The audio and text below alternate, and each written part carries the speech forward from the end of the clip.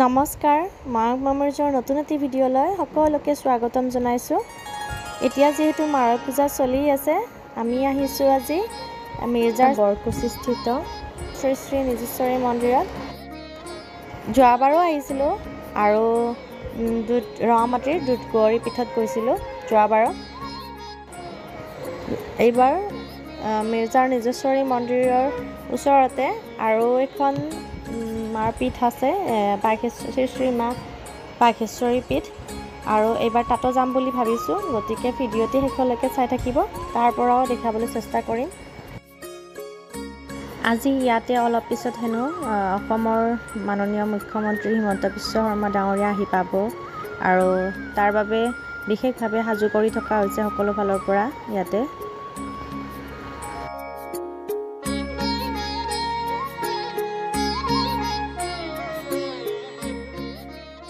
বাহিৰতে এনেদৰে চাকি ধূপ জ্বলোৱাৰ ব্যৱস্থা কৰা হৈছে, আৰু ইয়াতে এতিয়া আমি চাকি ধূপ জ্বলাই লৈছোঁ, আৰু ইয়াৰ পিছত আমি ভিতৰত সেৱা কৰিম।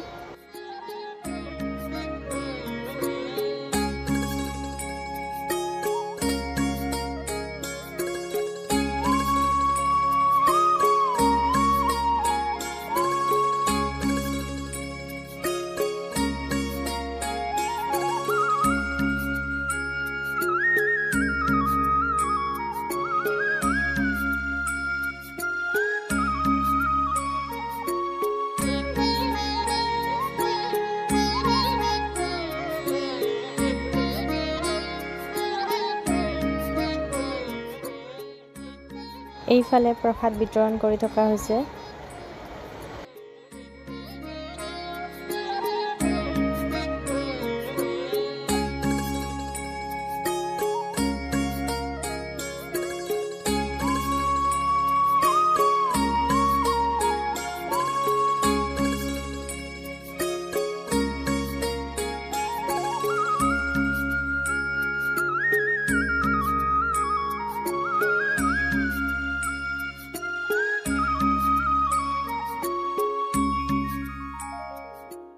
মানুহৰ মাজে মাজে পাৰ চৰাইবিলাকেও কি সুন্দৰকৈ বিচৰণ কৰি ফুৰিছে চাওক। ইয়াতে পৰি থকা চাউল প্ৰসাদবোৰ খাইছে বিচাৰি বিচাৰি।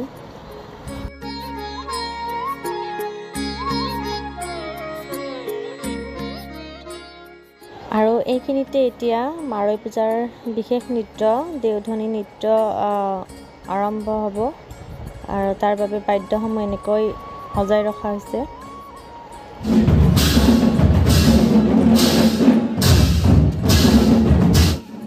এজন এজনকৈ দেউতাসকল এনেদৰে আহি পালেহি নৃত্যথলীলৈ, আৰু এতিয়া চাওক কেনেদৰে আচৰিত ধৰণে নৃত্য প্ৰদৰ্শন কৰে এওঁলোকে।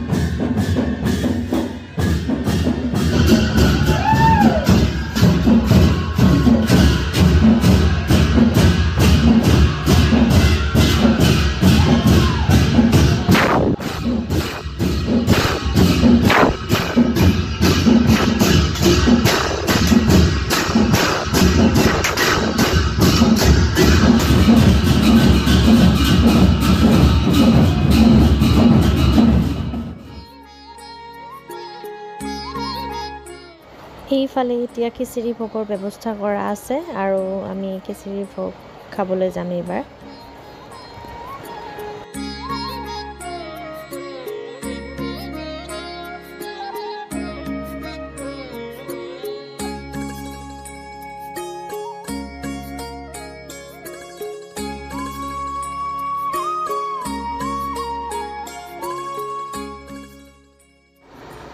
আৰু এতিয়া মামা আহিব বুলি সকলো সাজু।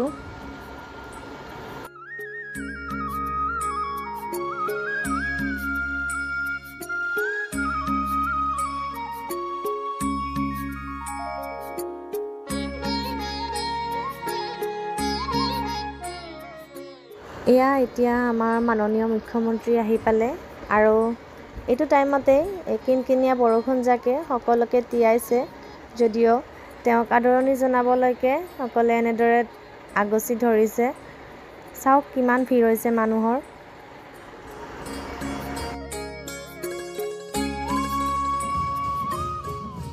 এয়া এতিয়া আকৌ দেওধনী নৃত্য প্ৰদৰ্শন কৰিব লৈছে বাহিৰত আৰু এই যে দেখিছে দাৰ ওপৰত দেউধাজনে শুই লৈছে আৰু এই দাসমূহ নতুনকৈ ধাৰ দি লোৱা হয় হেনো। গতিকে সঁচাকৈ আচৰিত হ'বলগীয়া কথা। কোনো ঐশ্বৰিক শক্তি নোহোৱাকৈ তেনেকুৱা সাধাৰণ মানুহে কৰাটো সম্ভৱ নহয়।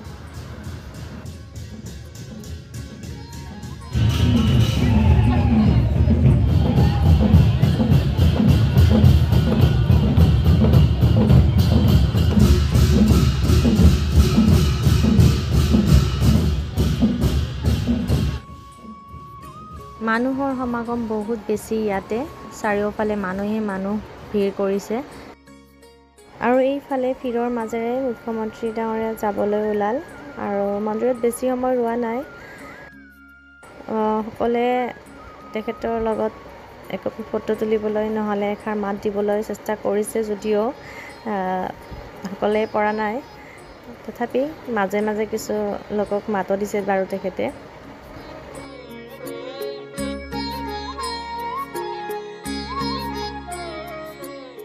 তেখেতো গ'ল আৰু আমিও এতিয়া শ্ৰী শ্ৰী বাগেশ্বৰী মাৰ পীঠলৈ যাম।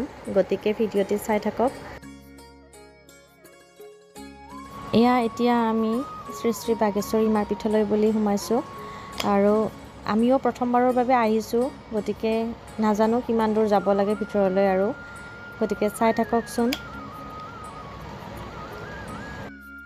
বহুখিনি ভিতৰলৈ সোমাই আহিলোঁ আৰু প্ৰাকৃতিকভাৱে খুব সুন্দৰ ঠাই আৰু বহুতেই পিকনিক খাবলৈ আহে বুলি শুনিছোঁ ইয়াতে। বাগেশ্বৰী মাৰ পীঠলৈ ওপৰলৈ উঠি যাব লাগিব হেনো। ইফালে বৰষুণো অকণমান পেলাইছে। ভিডিঅ' কিমানখিনি কৰিব পাৰোঁ নাজানো, তথাপি যিমানখিনি পাৰোঁ কৰিব চেষ্টা কৰিম আৰু নহ'লেও পিছলৈ বাগেশ্বৰী পীঠত আহিম। বৰষুণ দি থকাই ৰাস্তাবোৰ অকণমান বেয়া হৈছে আৰু এইফালে গাড়ী পাৰ্কিঙৰ ঠাই আছে আৰু এইফালে চব পাহাৰ বনাঞ্চলেই সকলো। খুব ভাল লগা পৰিৱেশ।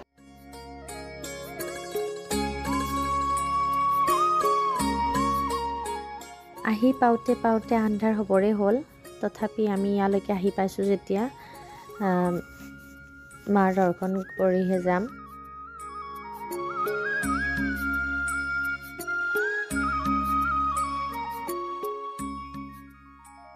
আৰু বৰষুণ পৰি আছে, তাৰ বাবে ঠাইবিলাক বহুত পিছল হৈছে।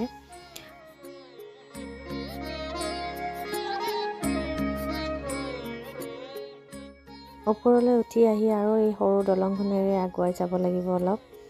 আৰু চাওক ইমান বৰষুণ পৰি পিছল হৈ আছে, তথাপি ভক্তৰ আগমন হৈয়ে আছে ইয়াতে।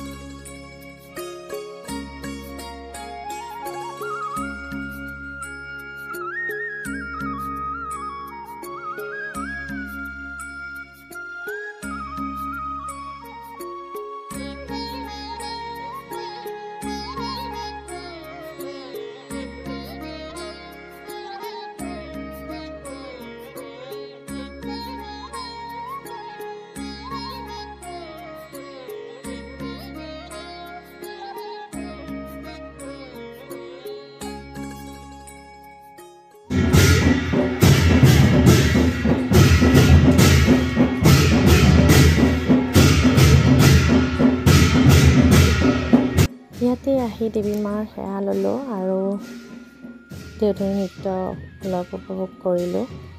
আৰু এতিয়া ৰাতিও হৈ আহিল, ইফালে বৰষুণো দি আছে। গতিকে এতিয়া আমি ঘৰলৈ যাম আৰু শেষত সকলোৰে মংগল কামনা কৰিলোঁ। দেৱী মায়ে সকলোকে ভালে কুশলে ৰাখক, ভাল হওক সকলোৰে, তাৰে কামনাৰে আজিলৈ ইমানেই। আকৌ নেক্সট ভিডিঅ'ত লগ পাম।